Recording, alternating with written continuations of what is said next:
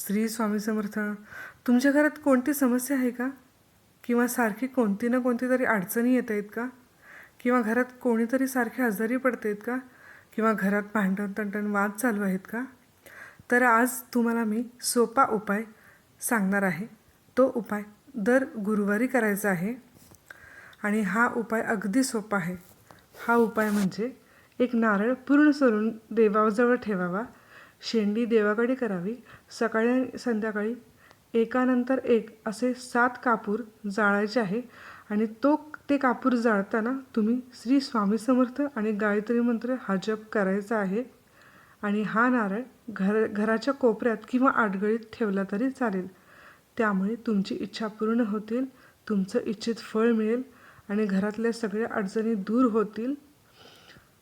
तर हा उपाय तुम्ही दर गुरुवारी करायचा आहे. तुम्हाला नक्कीच फरक जाणवेल आणि घरातली समस्या सगळ्या दूर होतील.